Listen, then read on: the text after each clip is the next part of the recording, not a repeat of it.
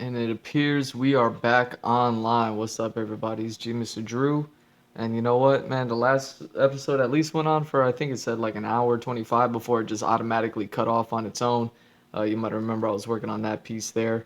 I kind of looked up and caught it as it was happening. And then I just kept drawing and I was like, well, maybe I don't have to stream and I'll just keep drawing. But then I kept drawing and I was like, no, I'll just turn the stream back on. I could fit another 90-minute, maybe 2 hour stream in as long as it doesn't cut out. I don't know what happened, why it cut out, but it did. So as you can see, I kind of finished off of that one, and I'm jumping on. It's the same picture, just some more. Like I said, I'm working on guys, kind of like this whole belt system thing that's happening here, and I really like these pictures of what's happening because it seems like there's like a rope tied around them like a few times, and the fur is like really big and stocky. I just really enjoy it. So I said, you know what, let me get all three of these guys, at least in this study. I mean, it's all in the same vein. And they're all from different angles as well. So that's another cool thing about Frazetta's pictures. Everything is all from different angles, all different whatever. It brings all sorts of energy uh, to the picture itself. Um, So yeah, I just continued drawing, and I said, let me just try it again. Maybe it'll work, maybe it won't, but I'm just gonna continue drawing, and if it cuts out again, it cuts out again. If not, welcome to episode 145. Gonna continue this Frazetta Girdle study, and yeah, man, I'm just drawing these things here. And once I finish these, if there's more time, I'll jump on to the next one, as I was doing in the last stream.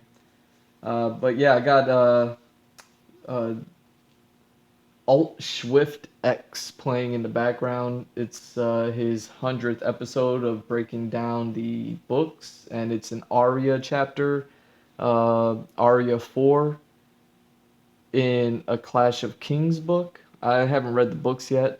I bought them for my mom, and I was hoping that she would read them, and then after she got done reading them, I could read them myself, and then she ended up like moving to a different country, and she took the books with her. So I never read the books. I'll probably just have to buy a pair for myself or buy a set for myself. And either way, so he just kind of talks about the chapters and it goes on. I don't know how long this video is. Maybe it's a couple hours or something. But I'll have that playing in the background.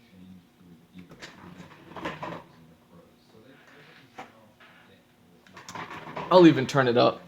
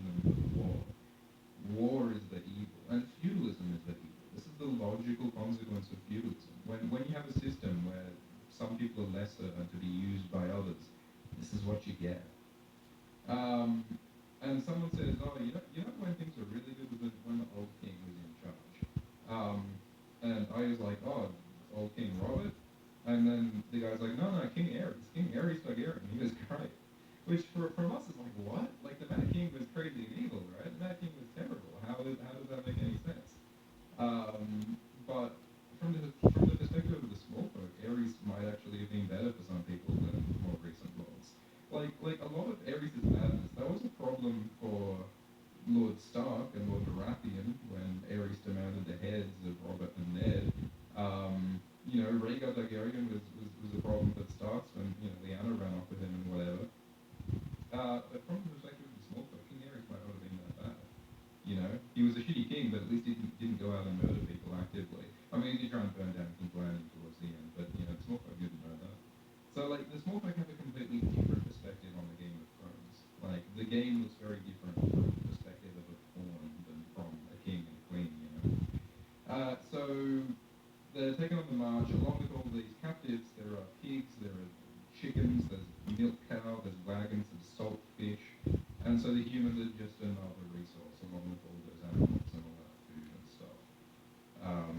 And yeah, there's more rape. Women are being used. Women's bodies are treated as just another resource.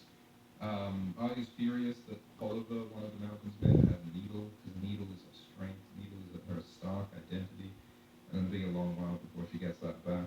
And so while the prisoners are dehumanized and stripped of their personalities, the Mountain's men, the prisoners have to pay attention to who the Mountain's men are. You have to know who's lazy and who's cruel and who's smart and who's stupid, because you need to know which of the Mountain's men are likely to hurt you and which of them are likely to give you extra food and which one. So like in order to survive, you've got to humanize and understand the captors, while the prisoners like it's like the prisoners' personalities are being shaped and molded around the captors' personalities. Like some fucking Zimbardo prison experiment shit.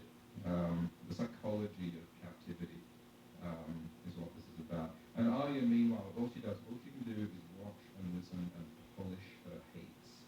She hates Polliver for taking Needle. She hates Chiswick. She hates Raff, the Sweetling, who killed Lomi. She hates Armory Lorch for killing Yoren. She hates Meryn Trant for killing Syrio. She hates the Hound for killing Micah. She hates Sir Ilyn and Joffrey and the Queen for killing Ned. She hates all these people.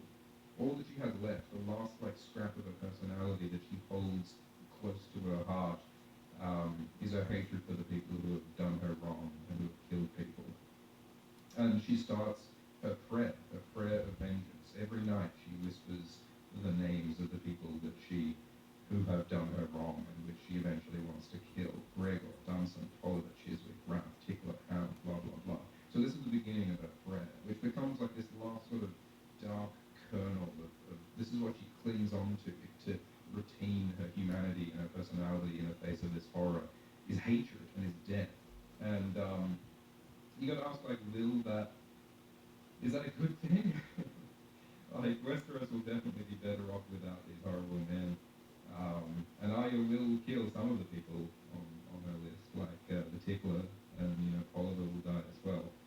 But, like, what we see in some of the later books with Arya is that, founding her identity on hatred and vengeance is just all the more dehumanizing. When she goes to the Faceless Man, that's about making her no one, about making her an instrument of death. So my hope for Arya as a character is that she eventually sort of comes back to herself and to her identity as a Stark and manages to reject this obsession with vengeance, which is sort of what they did in the TV show in season 8, where Arya went to kill Queen Cersei in the ruins of King's Landing, and the Hound said, no, you don't want to be like me. You don't want to be defined by hate. You don't want to be defined by vengeance. You want to go back home. Go back home to Winterfell, be a Stark. Be alive. Live, don't hate. Which I thought was like the one good part of season 8. That was like the one thing that I wasn't like specifically. That was the one thing that wasn't like specifically terrible in my mind with Arya's rejection of vengeance. So I hope that something similar will happen in the books, because if Arya goes down the path of only being defined by vengeance and violence, I think it'll consume her. And I think, as Jon said in book 1, she'll say that Arya will be found when the winter snows thaw, and she'll be found frozen in the snow with the needle clutched tight between her frozen fingers. I think that is her fate if she follows death. So they're traveling along, they're going through this ruined, burned riverlands, these burnt holdfasts thrust up from the dirt like rotten teeth. And they start to glimpse the towers of Harrenhal in the distance. And some of the captives are hopeful that things will be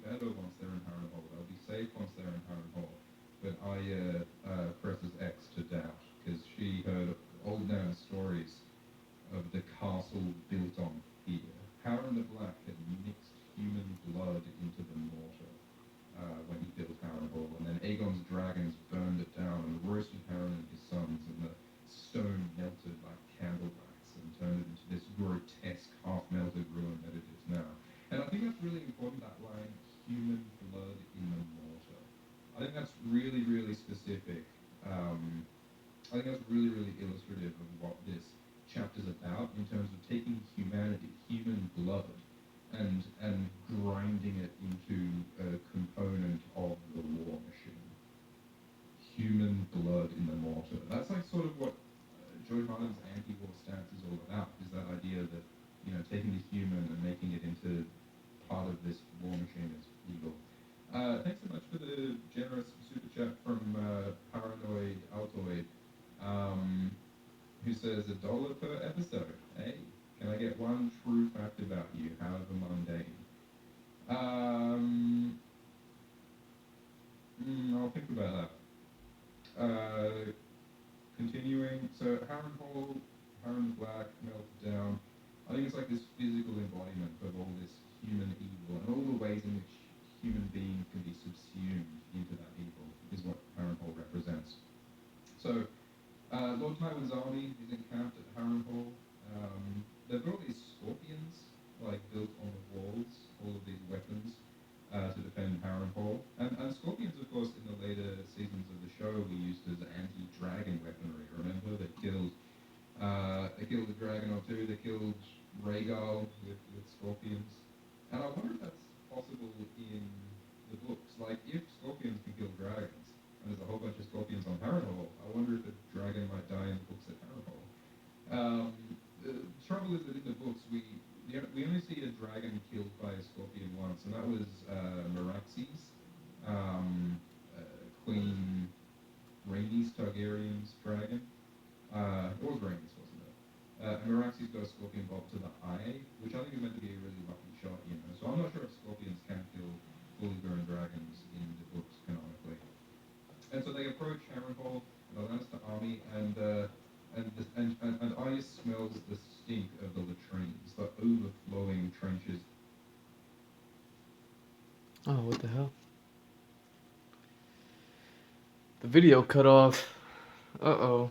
The stream might cut off.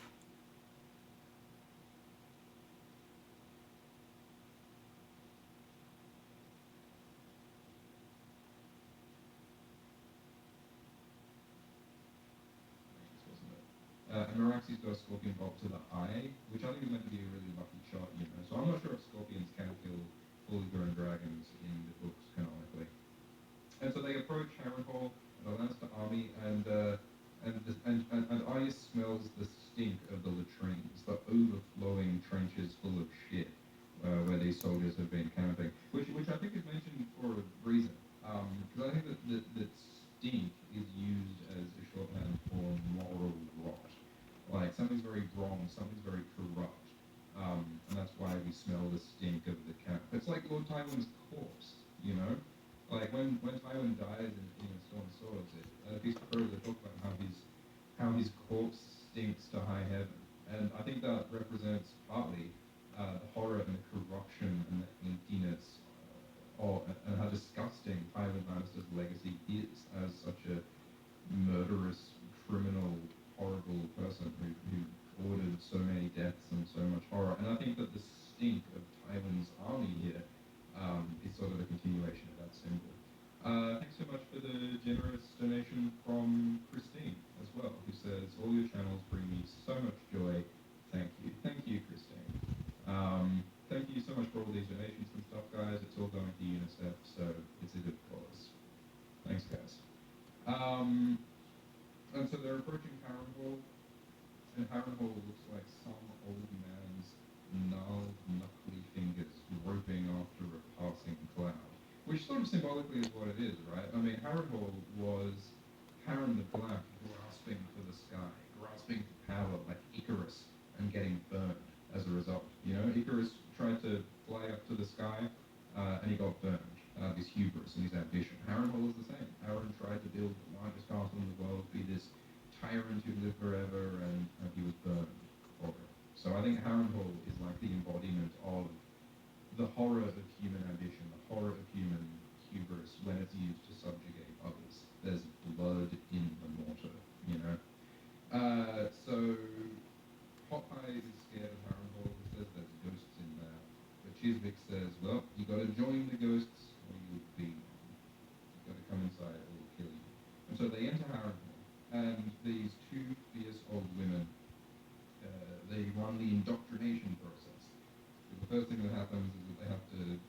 up and scrape themselves in scalding hot water, which is always the first step in indoctrinating people. You scrub away all that's external and all that's visible until there's just human meat beneath.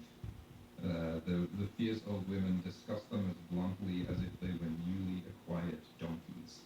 The humans are very directly being treated like animals, like chattel. And they see the calluses on Aya's fingers, and those calluses come from Aya's practice with the needle. So this is from Aya. This is a sign of Aya's strength and her identity and her opposition to the Lannisters. But the women look at it and say, "Oh, well, I bet you got those calluses from churning butter. So I guess you're some farmer's whelp. So we're going to send you to the kitchens." And that's almost more depressing than if they like accurately recognized Aya as a threat.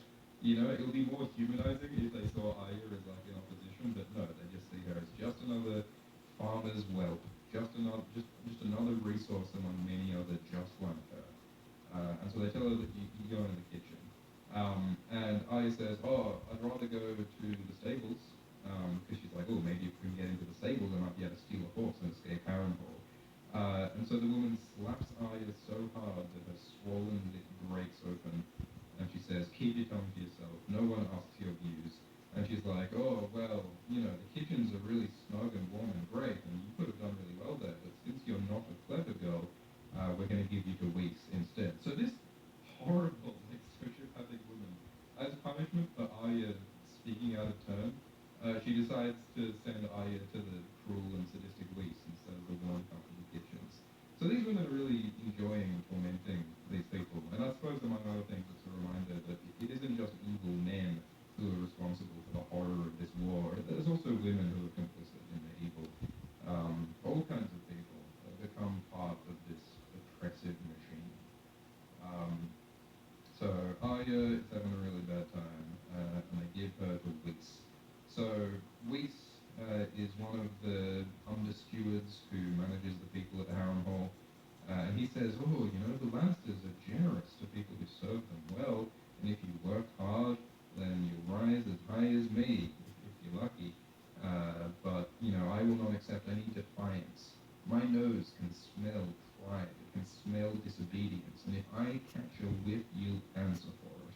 When I sniff you, all I want to smell is fear." So they are very, very deliberately, very explicitly trying to grind these people down into just husks of themselves, into nothing more than obedient, dutiful slaves to be used for labor in the war machine, blood in the mortar of Harrenhal. It's super horrible, and this is all part, of course, of Arya's character arc, which is about her identity being stripped away from her, radicalizing her into this faithless assassin, faceless man. Um, and I hope that the other end of that character arc will be her emerging from that dehumanization and emerging from that horror with a newfound commitment, humanity, and identity to herself as a Stark, is what I hope will happen. But there's a long, dark winter before we get that dream of spring, I think, and there's many more horrors for Arya before the dawn. God, that's a pretty sexy line to end it on. Maybe we should end it there. I think I have a few other things to say. Obviously this is George Martin banging the anti-war drum. George Martin was a conscientious objector to the Vietnam War, and I think that shows through in this chapter. This is A Song of Ice and Fire, as much as it's all about war, is very much about the horror of war and the evil of war. I think it's interesting, like Weiss says, the Lannisters are generous to those who serve them well, which is so much bullshit because at the start of the chapter we saw how Ulfr Joffrey, the guy who was super loyal to the Lannisters, got tortured to death. So it's a lie. Like they tell you that, oh, all you have to do is work hard and be obedient and you'll be okay. It's a lie. Everyone can be swallowed up. Anyone can be killed. No one's life is sacred. So that's the horror of this situation. And I think, that's about like, you're not just breaking someone's personality, taking away someone's possessions, taking away someone's relationships, taking away someone's safety. You're also taking away someone's brain. Because when you like indoctrinate them with like, if you're loyal, you'll survive. That's a lie. You have to believe that lie. Like that's what doublethink is. It's about breaking your brain as well as your identity, forcing you to believe lies, like the beneficence of the generous Lannisters is part of how they break you down. Okay, we're going to do another chapter. We're going to do another chapter because that was just so dark and horrible. Jesus Christ! Like I don't want that to be the tone of this 100th episode. So I think we'll do a double feature. We're going to roll right into episode 101, and we're going to go to the other side of the world of Ice and Fire. We're going to do Daenerys 2, The Clash of Kings, the 28th chapter in Book 2, and this is where Daenerys explores Karth. So I think we're just going to jump straight into that. Oh, I've got a different picture. I got a picture ready. So there we. All right, we're in Karth. Ooh, did you feel that? Kacham! We've just teleported to Karth, and I'm so happy to say that the tone is Ka-cham. so much more fun. Like this Arya chapter was just this dark trudge through horror and torture, all that. Change the page, change the vibe. I want you to stand up, wiggle your arms around, do a star jump. Forget what we all just did. We're going to do a fresh, new, exciting chapter. Great. And thanks so much for all the super chats that are rolling in, guys. And again, like it's better to donate using the link in the description, because that way 30% more money gets to UNICEF. And everyone who donates goes into the running to win a prize. I haven't even talked about the prize. I forgot to talk about the prize. Alright, on screen, this is what the prize is, okay? That is the box of stuff that you can win if you donate at the link below. It's a big box full of Song of Ice and Fire and Game of Thrones merchandise, and it has in it 3 little plush direwolves. I think it's Ghost and Summer and Nymeria, little plush toys, super cute. There's a couple of Funko Pops. There's a set of the Song of Ice and Fire tarot cards, illustrated by an artist, that are really, really cool. But like a lot of the stuff you can't get anywhere. Well, most of the stuff is like not for sale. This is like some exclusive limited edition sort of shit. There's a cloth map of King's Landing. There's some Christmas lights. There's some of those miniatures like Dark Sword, little Song of Ice and Fire Warhammer things. There's Shire Post coins, badges, Mason's Journal, and like a bunch of other, like there's a Rubik's Cube in there. Oh man, the video cut off again. What's going on? Sorry.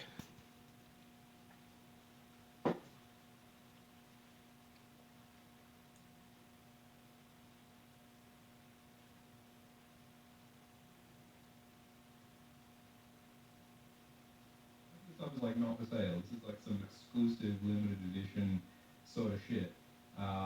There's a cloth map of King's Landing. There's some Christmas lights. There's some of those miniatures like Dark Sword, little Song of Ice and Fire Warhammer things. There's Shire Post coins, badges, Mason's Journal, and like a bunch of other, like there's a Rubik's Cube in there for some reason.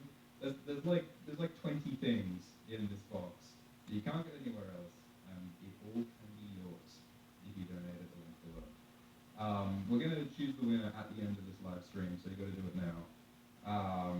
We'll select a random winner. Let's see how much we've raised so far. $600. We've got $600 for charity so far, guys. So that's great. All right, so let's go to Karth. Let's do it. I think this is the first double feature we've done. So let's just fucking do it. So Daenerys 2. All right, Daenerys recap. So in the previous book, Daenerys was sold to Drogo, hung out with the Dothraki, fell in love with Drogo. Drogo died. She had a baby. Baby died. Had a big fire. Miriam burned. Dragons rose from it. The first dragons in many, many years. And Daenerys then, at the start of book 2, walked through the desert like Jesus or someone. Very religious imagery, following the red comet, the star above.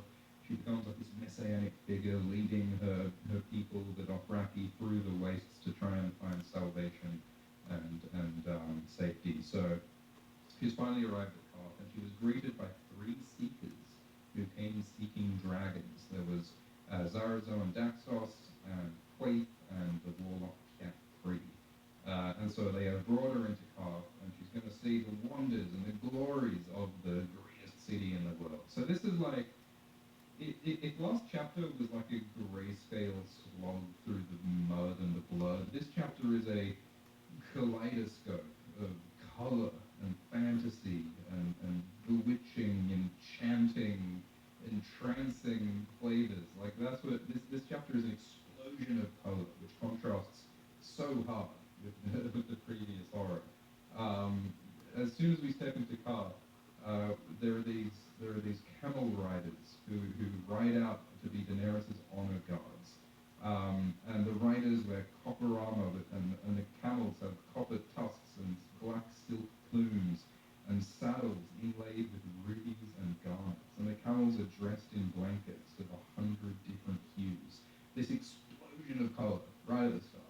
Um, and and I'm imagining that must be a bit long if you're a camel. Like this is the desert. Like half is in the middle of the red waste. And I imagine that being dressed in blankets when you're in the desert must be pretty uncomfortable. I hope the camels have a bit of air conditioning in their blankets. You know, I hope that the camels got a little fan, you know that little fan. You know you can get like a little hat that's got a little battery powered fan that just blows sweet cold air in your face. I hope the camel's got a little one of those just in his face so he can stay all comfy when he's in the desert. Because, like, you know, I'll do a lot of crazy things for fashion. I'm willing to be uncomfortable for fashion. But wearing these blankets of 100 different hues in the desert, I mean, goddamn, that is some commitment.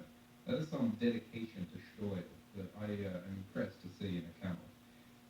Second paragraph, Khepri declares that Kaf is the greatest city that ever was or ever will be. Which is like, well, you know, it is rich. It's clearly a rich city, and it's an ancient city, no doubt.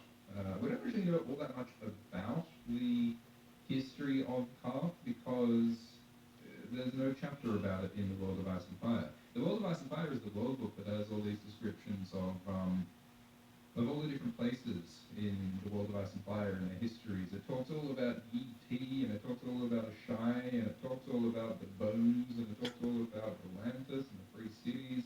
It doesn't have a section on Kaf. We learn like a little bit, but not much. Which I think the reason for it is that George Martin figured he didn't need a section on Kaf because he tells us so much about Kaf in this and other chapters in this book. It's the same with Marine. There's no like Marine chapter in the World of Ice and Fire. So I think that's just because he feels he doesn't need to repeat himself after the main series. But other people speculate that maybe, there's secrets in the history of Kaf that might be relevant to the end game of the series, which, you know, I press X to doubt personally, but yeah. Thanks so much for all the donations rolling in, guys. Thanks for Jack V, who says Euron equals Dario. It's true, confirmed. And so Khepri says, oh yeah, Quake is so great.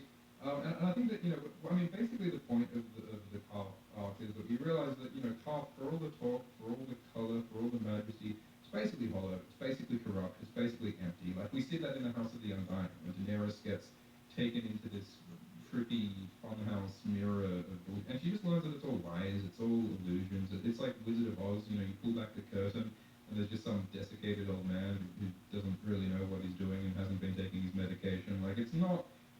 Kaf is a lie, but the lie is all they've got. The appearance is all they've got. So Khepri and all these Caffeine are constantly talking up the majesty and the glory and the wonders. They don't deliver on any of their promises. There's no follow through with these assholes. But it's all about that image. It's all about that fucking swag. So Daenerys is kind of skeptical, but, you know, she has to admit this is a magnificent city. There are 3 thick walls encircling Kaf that are elaborately carved. The outer wall is decorated with animals. The middle wall is decorated with scenes of war.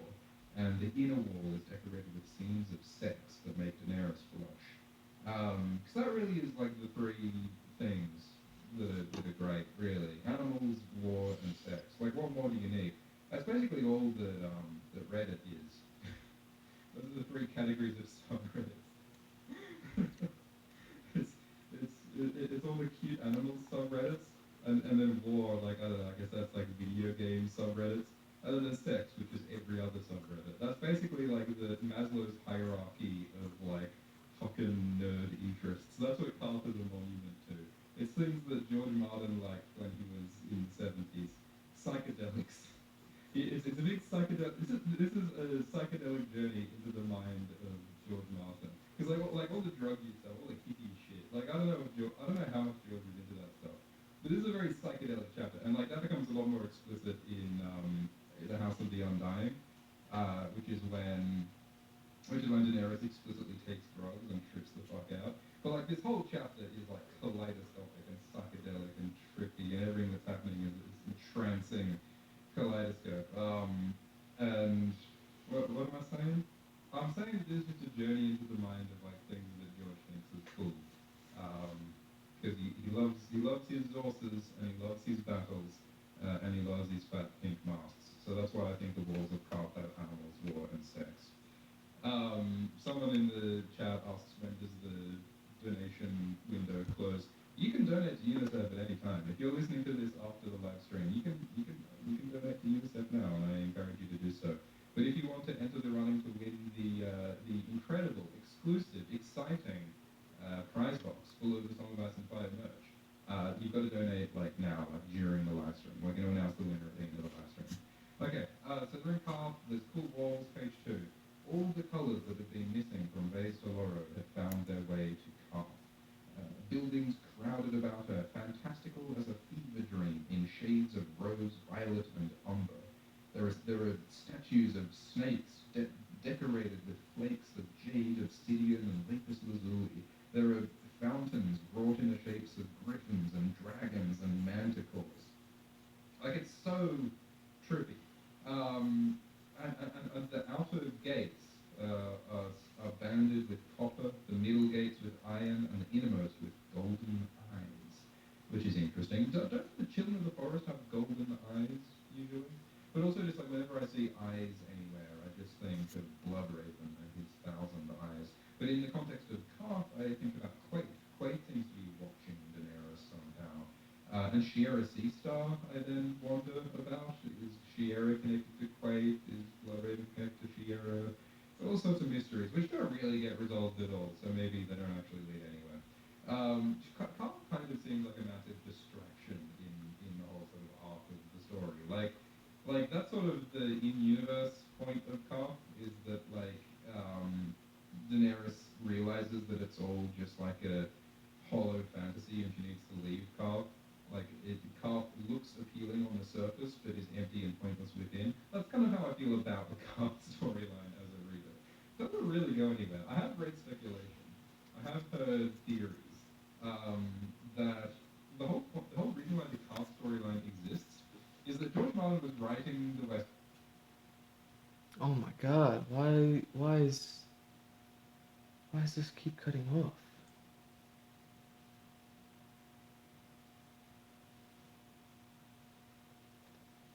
Carl, Carl looks appealing on the surface, but is empty and pointless with. You know what? I mean, damn, do I want to do more? How long have I been streaming? It's probably only been like an hour, maybe, right? 30 minutes. God damn, this only took me 30 minutes to draw these things? Shit.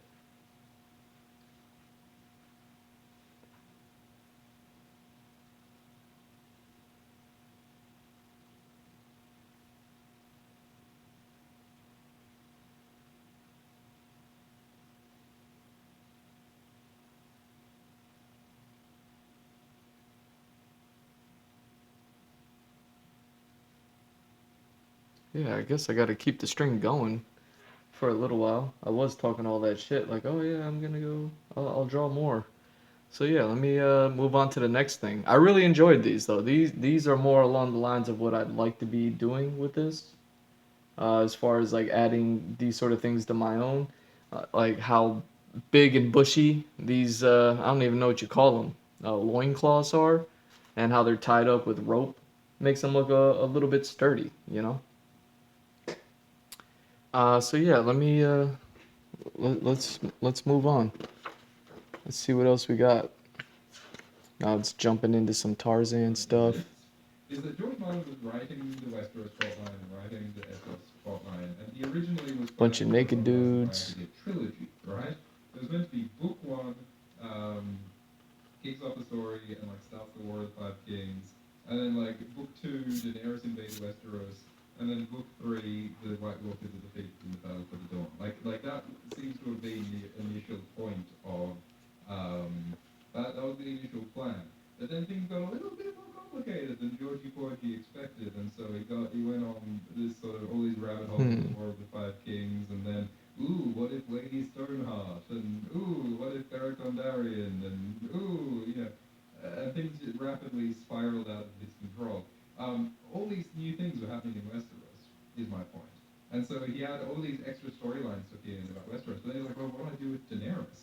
Like, while all of this extra stuff is happening, what do I do with Daenerys this whole time? And so I've heard that that might be why the whole Carth plotline exists, is just to keep Daenerys busy while the Clash of Kings and Storm of Swords stuff happens in Westeros. That sounds like something that George would have to do. Like, George, despite the intricacy and the beauty and the depth of the Song of Ice and Fire, George really, like, some of it is really held together with, like, fucking shoestring and masking tape, you know? And you can sort of see the cracks in Carth sometimes, I think. Anyway, so it's this elaborate, beautiful, fancy fever dream. The Carthene are tall, pale folk in linen and samite and tiger fur. And the women wear gowns that leave one bare breast, while the men wear beaded silk skirts. I've got questions about like the one bare breast thing. Like, do you think that the women, do you think they alternate which boob is hanging out each day? Because like, if you had only like the same boob out every day, like it'd probably get a bit sunburned or tanned, right? Or like maybe that's the fashion. Like maybe like the half and half tan is sort of like what they're going for. But like, you're essentially making yourself into a kebab if you've got like, when you like got a rotisserie chicken, you want to rotate so that all sides get equally exposed to the sun. That's why I think that having one boob out all the time would maybe be bad. You don't want to be cooked asymmetrically. You always want to be cooked symmetrically. So if I was wearing a gown with one boob out at a time, I would definitely alternate. I would definitely alternate the titties. Is the strategy for me. Alternate the titties. But maybe you just have like a favorite, like lefty or righty, and so that's why you maybe you have your favorite out on display. Like maybe one boob is better than the other, so you want to show off your best boob, or maybe you want to be your best boob, like concealed and protected beneath the gown, and your least favorite boob is on display, so that only your favorite folks and your lovers get to see your prettiest boob. That's what I do. I only show my favorite boob to someone who I really like. I imagine that would be really like with no there's no support to a boob that's just hanging out there. I feel like that would be really uncomfortable depending on how your anatomy is. You wouldn't want to have like because you can't fit a sports bra. All right, moving on. So Daenerys is looking at all of these incredible, colorful, crazy one-dude people, and Daenerys thinks, "Oh, you must look really savage to these Carthene," because she's just been walking through the desert with the Dothraki, you know, wiping her bum on sand for like months. Like this is a big change in circumstances for Daenerys, is my point. And there's all these thousand colored birds and trees and flowers blooming on the terraced walls, which makes me wonder, like, how are they growing all these flowers and these plants out in the desert, right? Like, this is the middle of the red waste. How do they have the capacity to grow all this stuff? It's like growing lemons in Bravos, am I right? Um, I wonder if they're using some kind of magic. Because, this is Carth, this is a city of sorcerers and warlocks. And the warlocks, weren't very powerful until the dragons were born again. But I wonder if, because, it's all about, like, the fakeness and the artifice. So I wonder if these dragons are kind of fake. I wonder if these plants and these flowers are kind of fake. I wonder if there's some kind of falsity to them. Like, it reminds me of, like, Disneyland. Like, you walk down Disneyland and, like, everything looks so lush and expansive and colourful, and you want to buy a little Mickey Mouse pen for $14.99 USD. But then you sort of like go behind the scenes and you peek through the corners and like you go through the secret employee tunnels and you start to realize that it's fake. It's like a Hollywood set. It's thin. It's hollow. It's everything that's fancy is pointing at you, and all the ugly stuff is sort of tucked away. Like Carth is like a theme park of the city. And Daenerys is sort of going on some rides and seeing some sights, but pretty soon she's going to realize that, oh boy, they're really just trying to squeeze some rubles out of me. They're just trying to get me to spend $14.99 on a fucking schnickle schnack, and like that's just not worth it, even if it has got Goofy the dog's face on it. Yeah, it's real Disneyland in the desert, which is what Disneyland is.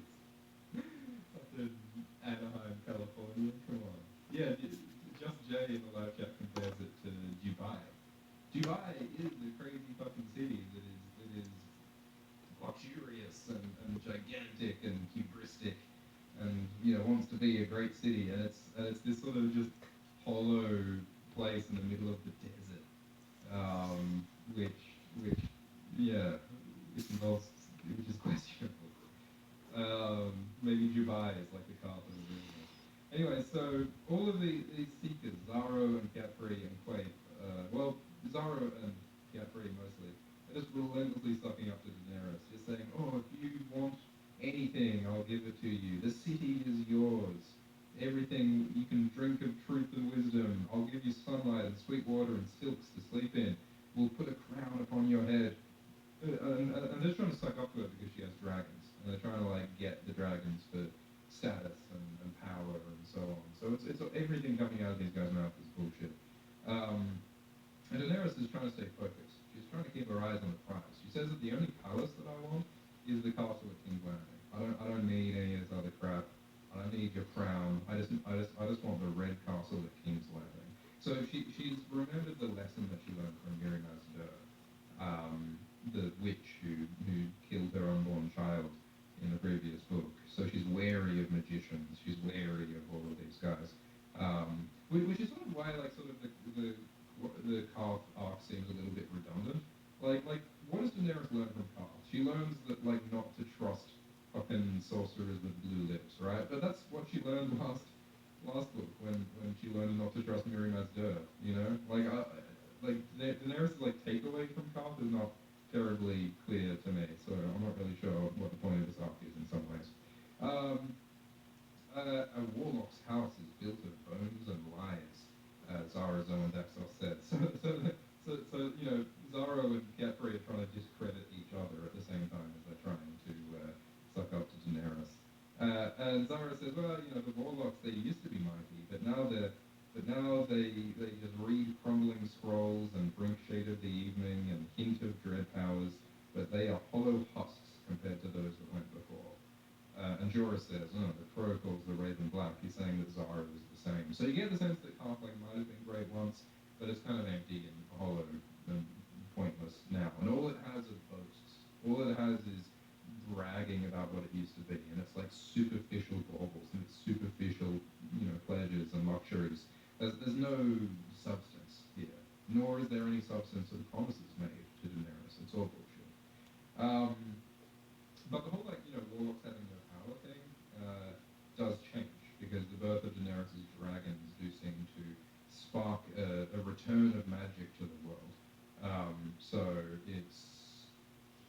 So the warlock's powers also increase. And you know, there's the whole thing because, you know, like Daenerys goes to the House of the Undying and she like burns the heart that makes them immortal or whatever. So the warlocks go after Daenerys for revenge. Like in the official World of Ice and Fire app is where it's revealed that like the warlocks went after Daenerys, and then Euron Greyjoy intercepted the warlocks and captured them and took the dragonbinder horn from them, which is interesting. The warlocks of Karth had a Valyrian dragonbinding horn, weird.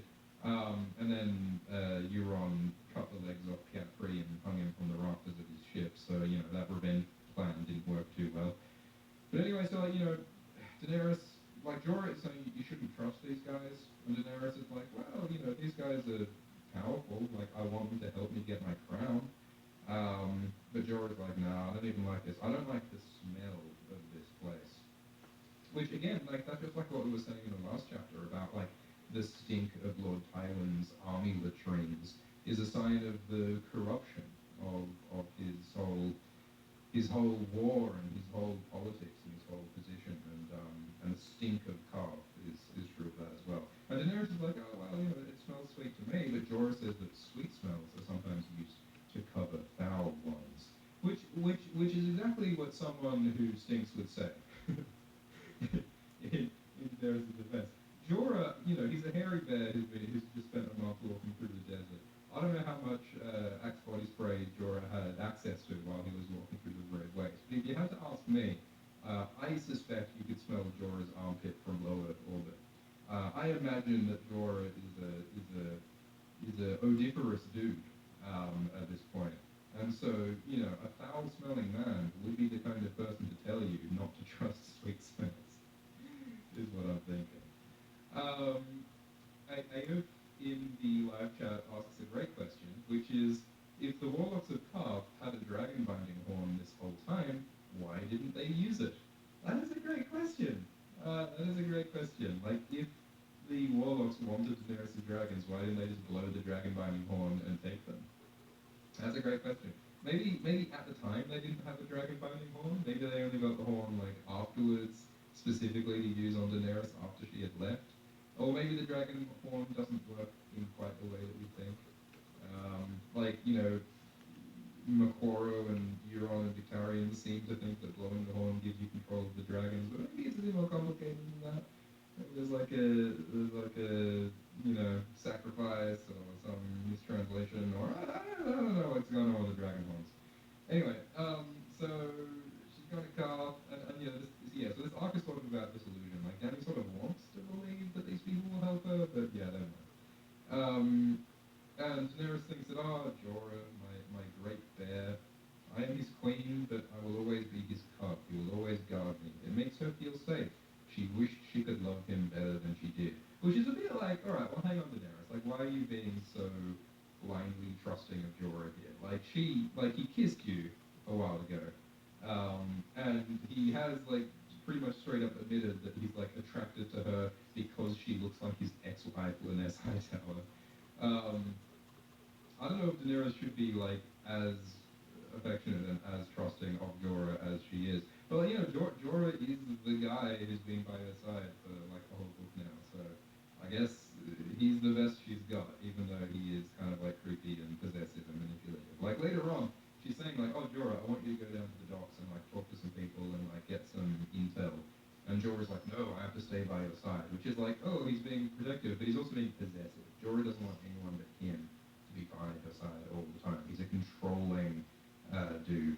And he's not as pretty as he is in the show, which I think is one of the issues with the show is that pretty much everyone on the TV show is above average attractiveness. They're all around that 8 out of 10 sort of ballpark. Whereas in the books, there's a lot of 5 out of 10s. There's some 10 out of 10s. There's some 2 out of 10s. There's a lot more variation in how attractive people are in the books. Whereas in the show, everyone just looks like a Hollywood actor because they're all Hollywood actors, it's this sort of narrowing of the windows of what people look like, which sucks. It's less because it's part of their personalities. It matters because how people look affects how they're treated and how they're perceived. And so making Jorah into handsome Ian what's his name in the show does sort of change the context and the vibe of Jorah as a character, for better or for worse. Ian Glenn, yeah, that's it. Yeah, Joanna in the live chat says it better than I did. Ian Glenn really masked how odious Jorah is. Yeah, I think when Jorah is uglier, it's easier to see that he is a bad person. And of course, I've talked about that before on this stream, is it's really unfair that gross looking people in the books, I think something that George Martin does sometimes is that he makes bad people, morally repugnant people, ugly, as though ugliness correlates with being a bad person, which I think is obviously a horrible thing to believe about the real world. Just because someone's ugly doesn't mean they're a horrible person. But it is something in fiction that communicates ideas, and so it's interesting that by making Jorah pretty, his affections and his moves on Daenerys in the show seem more welcome than they would in books, which is interesting. Yeah, and Juicy in the live chat points out Tyrion Lannister as well. Yeah, because fucking Peter Dinklage in the show, he's hot, and that totally changes his character. Because part of the reason why Tyrion is so mistreated and so shit on is because he's a twisted, ugly dwarf with different colored eyes and a giant protruding forehead and different colored hair. He's this chimeric, twisted monster, and so people treat him as such. And so the appearance matters. And then Joanna also says that Cersei is gorgeous and horrible. Yeah, so there are beautiful people who are horrible in A Song of Ice and Fire as well. And that's a definite deliberate thing. But I think he also, a lot of the minor characters, he also has a tendency to make gross people ugly. Alright, let's keep going. Yeah, totally interesting. Let's see if I can find something with an actual girdle. Get past these loincloths. And his pad is a palace that's larger than many it's an enormous mansion. Daenerys gets an entire wing of the mansion, which includes covering gardens, a marble bathing pool, a scrying tower, and Oh a shit, there warlock's we go. maze. Which sounds interesting. What exactly is a warlock's maze? Is it just like a head maze? Like a little fun maze to scamper around in? Or is it magical? Like, what's the point of a warlock's maze if it's not actually magical? Um, yeah, I don't know. I mean, when Daenerys enters the House of the Undying, it seemed like a magical maze because she like she goes through the door on the left like 5 times and like it's impossible geometry. Maybe the Warlock's maze There in we this go. mansion also has impossible geometry, like some sort of Escher Mobius strip sort of shit. That'd be cool. That'd be a cool little thing to have in your house. Um, Zarazone Daxos. He's an elegant man with a bald head and a great beak of a nose crusted with rubies, opals, and Oh shit. flakes of jade, which I feel like would be very uncomfortable. Like, imagine if you sneeze.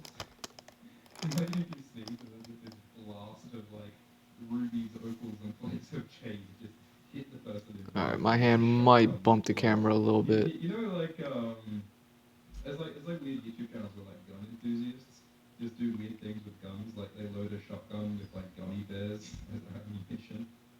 Um, and isn't it a thing that like people load shotguns with like salt or something, and then you shoot someone with rock salt, and it's this really like just horrible, unethical. I mean, I don't think there's anything ethical to shoot people with, except maybe gummy bears. My point is that if you put like just little like rocks of shit in a shotgun and shoot people with them, that's what I imagine. That's what happens when you sneeze when you've got a nose full of rubies and opals. You just blast someone with precious stones.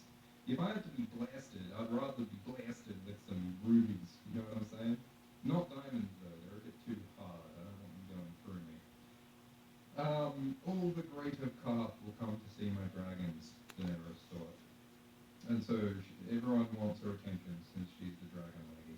And then Khepri departs, and he kisses her bare feet with pale blue lips, and he presses on her a gift, a jar of ointment that he swears will let her see the spirits of the air. Which is definitely drugs, right? Like that's some fucking shroom juice for sure. An ointment that lets you see the spirits of the air. The warlocks are just fucking ultra psychedelic stoners. They just want to go on drug trips all the time, which is what magic is after all. But then the last to depart is Quaithe. Quaithe the Shadow Bandit from Shy. And Quaithe, she's not like the others. She doesn't like suck up to Daenerys so much. She doesn't give her all these gifts, but she does give a warning. She says, "Beware. They will come day and night to see the wonder of the dragons, and when they see, they shall lust. For dragons are fire made flesh, and fire is power." So, when you got power, when you got swag, everyone wants a piece of it. That's what's going on here, and Quake is warning her. Which sort of makes you wonder what Quake wants, huh? You know, like Quake continues to appear to Daenerys throughout the book and throughout the following books, and she just sort of gives these weird cryptic visions and prophecies and things. And Daenerys like fully believes in her prophetic destiny. Like later she says that the bleeding star led me to Quake for a purpose. Here I will find what I need. The gods will send me a sign. So like Daenerys has really like drunk her own Kool-Aid. Like she really does think that she's on a mission from God, as they say in the Blues Brothers. So she really, I guess that's her attraction to Quake, because Quake feels like she is a channel and a window into her magical destiny, and maybe she is, but maybe also Quake has her own machinations and her own goals. Like Quake seems to have a glass candle, like presumably that's how she appears in Daenerys' dreams, because Marlon says that a glass candle lets you appear in people's dreams. And so if Quake has a glass candle, and if Marlon has a glass candle, you've got to wonder if Quake and Marlon are incommunicado. Because when Quaithe warns Daenerys of all these different people, the Sun's Son and the perfume seneschal and the lion and all those people, Quaithe neglects to mention Marlon. Quaithe mentions all these different people who are heading for Daenerys, and she does not mention Marlon, who happens to be the one other person we know has a glass candle. So you got to wonder,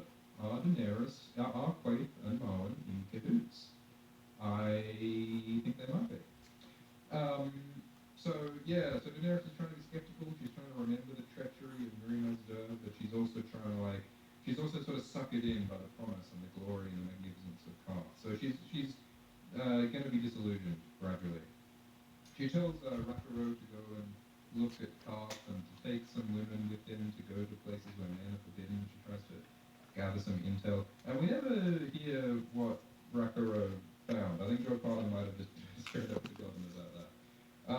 And then she asks Jorah to go look for news at the docks. And then she bathes in the marble pool, and the water is deliciously cool. Which, like, you know when like you drink water after it's been a long time since you drank water, like you're really thirsty. There's no better feeling than drinking water when you're really thirsty. Daenerys has been walking through a desert, drinking fucking horse jerky for weeks. Like, can you imagine how good a marble bath would feel after the desert? Holy shit. Um, if you wonders if there are pools and gardens like this in Westeros and in King's Landing. And Daenerys thinks, sure, yeah, surely that the King's Landing must be this beautiful.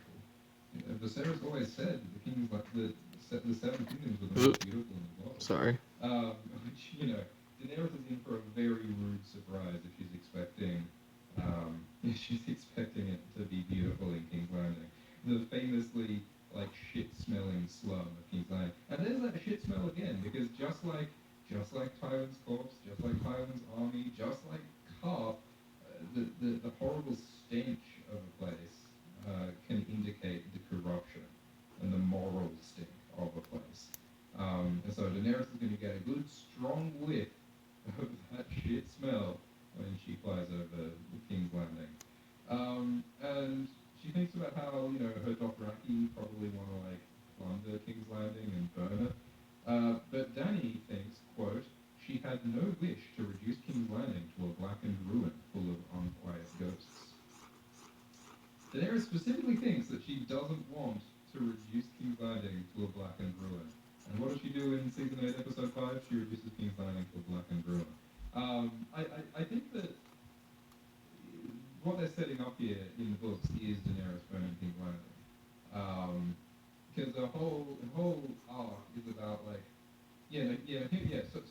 So she continues, thinking that I want to make the kingdom beautiful. I want to fill the Seven Kingdoms with fat men and pretty maids and laughing children.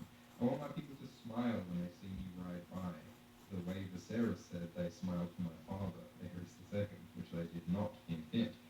But before that, before she could do that, she must conquer. And right there, that is like the central tension and conflict in Daenerys' arc, is that she wants peace, she wants plenty, she wants everyone to be happy and well. But before she can do that, she must conquer. And that's the problem that she's had in Meereen, right? Like, she wants Meereen to be, like, peaceful and happy and healthy, but in order to do that, she's got to kill, she's got to burn, she's got to destroy her enemies, she's got to enforce her rule. And that is, like, the difficulty of conquest and of politics and of power and of fire. Fire can forge seven kingdoms, but fire can burn and kill. Like, this is sort of like the other side, I guess, of, like, the previous chapter was Arya's suffering. That's like the bad side of ambition and power. But the good side is Daenerys' wish to, like, make the seven kingdoms happy and pretty and fat and fountains and beauty. Like, that is what power can accomplish if used correctly. But it's incredibly difficult to do that. And so I think that will be the tragedy of Daenerys Targaryen. Will be the tragedy of Dark Daenerys the Wise will be that she has good intentions, but a lot of people get burned because of her good intentions, and that includes King's Landing in the end. Though I think the circumstances will be very different, and I think part of it is part of like how King's Landing will burn from Daenerys will be because of the legacy of her father Aerys. That's why Aerys is mentioned here. Oh, the way that Viserys said that they smiled for my father Aerys. Aerys tried to burn down King's Landing. He tried to reduce it to a blackened ruin, and his wildfire is still underneath the city. So Daenerys, I think, will set off that wildfire, whether like by accident or whether by ignorance or whether by knowing that it's there but taking the risk anyway. Like, the horror and the fire comes from Daenerys' blood and Daenerys' ancestry and the legacy of the Targaryens, which is kind of shit in that it's like, well, it's not Daenerys' fault that her father was crazy. It's not Daenerys' fault that Aerys filled the city with caches of explosive wildfire. So, like, when the city burns because of that wildfire, is that really Daenerys' fault? Like, I don't know how I feel about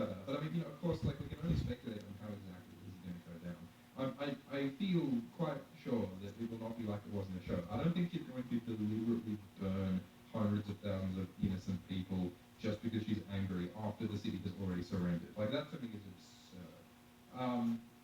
But I think that she will go King's Landing. Just the circumstances will be a bit more complicated, and it'll tie into the legacy of Ares, and it'll tie into like the necessities of conquest. It'll tie into her belief in herself as a prophetic messianic figure. Like that's the other thing that like the show didn't really do so much was talk about Daenerys' interest in prophecy. Like Quake doesn't appear to Daenerys again in the show, whereas in the books she appears several times, even after she's left Car. So I think all of those will be factors when Daenerys goes King's Landing. But before she could do that, she must conquer. She thinks of, the people in Westeros. She thinks of Robert Baratheon, who was strong as a bull and fearless in battle, which he no longer is. And she thinks of the usurper's dogs, the cold-eyed Eddard Stark with his frozen heart, and the golden lances, so rich, so powerful, so treacherous. And like from our perspective, it's funny that Daenerys is like throwing Tywin Lannister and Ned Stark in the same basket of monkeys, because from our perspective, those people couldn't be more different. We think of Ned as heroic and honorable, and Tywin as evil and monstrous, but from her perspective, they're all the usurper's dogs. And so, she's not going to have that nuance when she arrives at Westeros. She's not going to know all the complexities and all the subtleties of all these people and these houses and these histories. She's not going to know why things are the way they are in Westeros. So how can she possibly, sensitively and appropriately and justly take over when she doesn't know these things? She is going to look like this crazy conqueror who's rolling on in with dragons, probably killing young Griff and, Well, making more enemies than friends is what's going to happen. And they do kind of do that in the show. So she thinks of Khal Drogo, and she thinks about what she'll need to take over Westeros. She feels doubts, but she believes in her prophetic destiny. And then Jorah comes back from the docks, and he has news. He met this guy, Kahuro Mo, who is captain of a ship, the Cinnamon Wind, out of the Summer Isles, and he brings news that Robert Baratheon is dead. So Daenerys is overjoyed to find out that her enemy, the usurper, who destroyed her family and took her throne, is dead. So she sees this as an opportunity to take Westeros. And the Cinnamon Wind, by the way, this ship that Kahuro Mo captains, that's the one that Sam later takes from Braavos to Oldtown, and then Marlon the Mage takes the Cinnamon Wind to Meereen from Oldtown. So I wonder if we might see Kahuro Mo again, because Daenerys promises, Kahuro Mo, you're a cool guy, you brought me this great news, so I'm going to reward you one day. So I wonder if Daenerys will reward him, and how she will reward him. Nono in the live chat says that Daenerys attracts all the worst people to her, but even Darkstar ends up on her side. Yeah, she has some terrible fucking advisors. Like, Tyrion is going to be Daenerys' advisor, and he basically wants to burn and wreak vengeance on Westeros. Marlon is deeply questionable, profoundly questionable. And yeah, I can imagine Darkstar signing up for, Daenerys' Queensguard, stealing the Sword of Dawn, wanting to, use Daenerys' power as a way to empower himself. Like, that's what always happens, is it's the second sons who support the rebel and support the usurper, because they hope to change the balance of power. So Daenerys might not be friends with our friends. She might be friends with our enemies. So Daenerys is excited that Robert is dead, killed by a boar, or betrayed by his queen, or betrayed by his brother, or betrayed by Lord Stark. There's lots of different rumors, but everyone agrees that Robert is dead. And it's kind of fun seeing how, like, way off in eastern Essos, no one's quite sure of exactly what's true about what's happening in Westeros. Just like when we're in Westeros, no one's quite sure. There's lots of rumors swirling about what's happening in the east. Like we hear all these rumors of, there's a three-headed dragon born in Karth, or in the Dothraki Sea, or Valentis or somewhere. Like no one knows exactly what's going on. It's cool to see that in reverse from the east. So Joffrey sits the Iron Throne, and the Lannisters rule, and Lord Stark has been seized for treason. And Jorah's like, Ned Stark a traitor? Not bloody likely. The long summer will come again before that one would besmirch his precious honour. So, Jorah is bitter about Ned's honour, because of course Ned's honour and commitment to the rules is why Jorah was exiled, because Jorah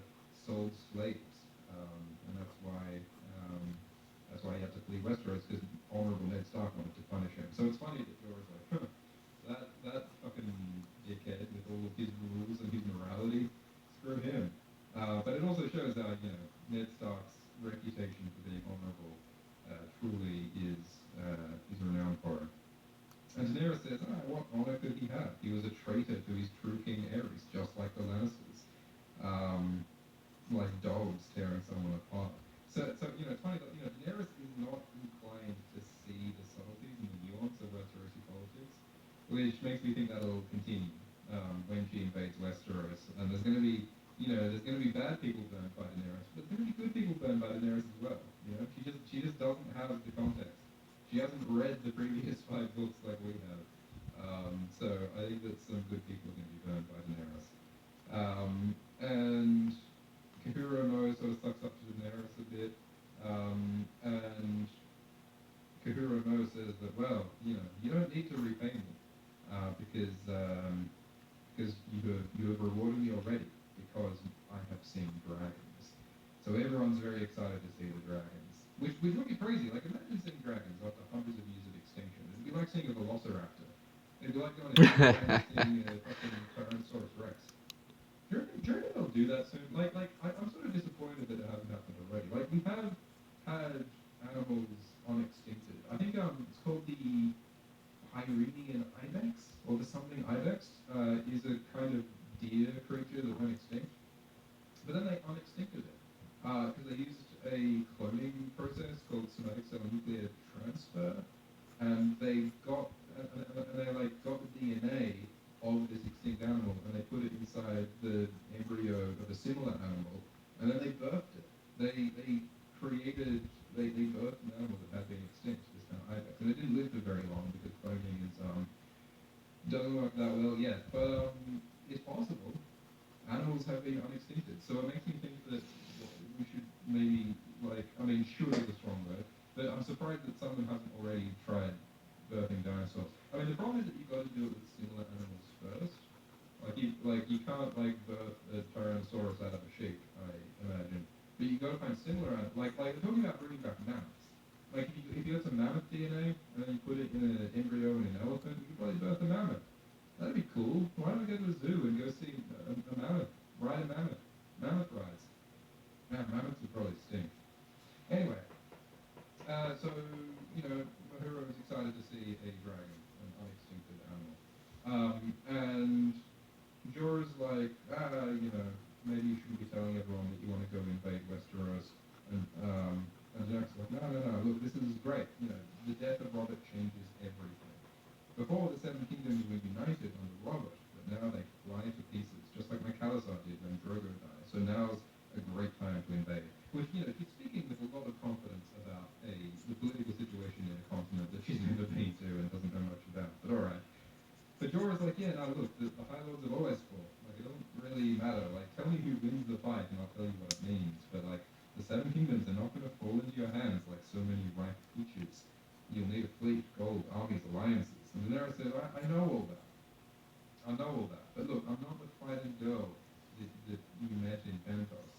I'm only 15 years old, true, but I am as old as the crones in the Dosh Colleen and as young as my dragons. I've borne a child, burned a cow, and crossed the Red Waste. Mine is the blood of the dragon. So she's really got that goddamn Targaryen self-important streak, doesn't she? She's got a certain amount of ego, does our Daenerys Targaryen.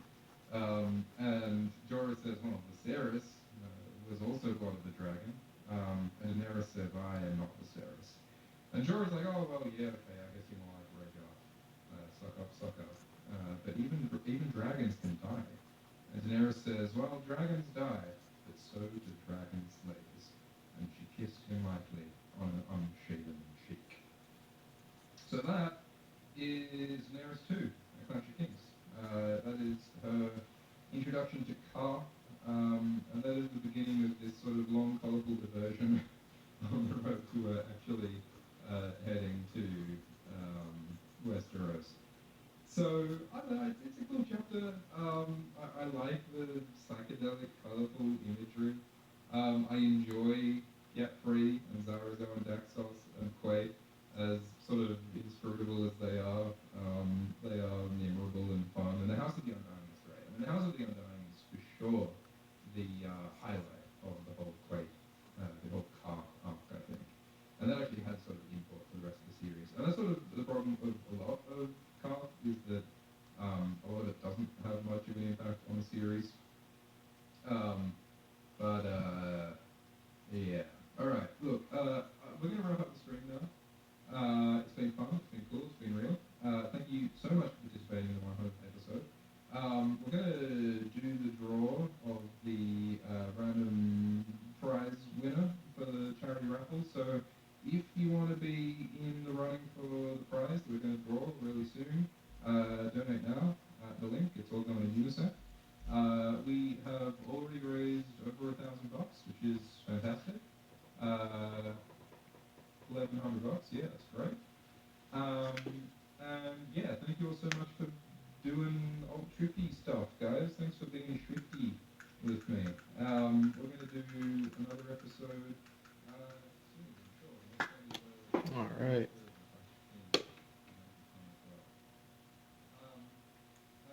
so I'm still going to go back and enjoy this series. I did not expect this to go for 100 episodes. All right. Yeah, man. He's gonna end his. It seems like a good place to end mine. I did what? I filled out 8 of these squares tonight. I mean, I that last stream kind of got lost. I'm not lost completely, but it just like I don't know why it cut off, but it cut off. Um, so yeah, just picked it up tonight. So I kind of just did 4 now, and I did 4 in the last stream before that. So 4 and 4 piece. How long have I been streaming this one? It's got to be like 90 minutes, right? Okay, quarter after an hour, so hour 15, so damn near 90 minutes. So yeah, there's a couple of short streams, but you add them together, you get about 3 hours, which it probably would have been to get all 8 of these pencil sketches. And yeah, man, I'll pick this up tomorrow sometime, hopefully, and and yeah, just continue how these things work. But now I'm starting to feel like, okay, I got it. It's they throw the fur on. This guy isn't necessarily a fur. It looks like a leather with some straps on it. He's got some feathers and things like that. But either way, you could see like a clear like dual layering going on. So it's like, okay, so he has a belt or even tied up with like a rope of some sort. So he just ties it up and then it folds over. And yeah, that works for me.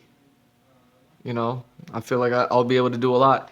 You may be able to see in one of my older pieces me trying to make an attempt on it where yeah, I was working on this character, and this guy has kind of like these drab things on, so it's like just doing stuff for like characters like this, and to throw just clothes and tie it up, and how would that work and how would that look. I kind of was doing it with this guy here, but I just want to get a better understanding of it, and also just see what Frazetta did to make it look dope. This last one is actually one of my favorites, and I'm a little upset with how it came out. But again, it's also difficult because I'm not drawing the full figure. It's just drawing the waist. So, it is what it is, guys. Either way, that's going to be the end of this stream. I want to thank anyone and everyone who's watching.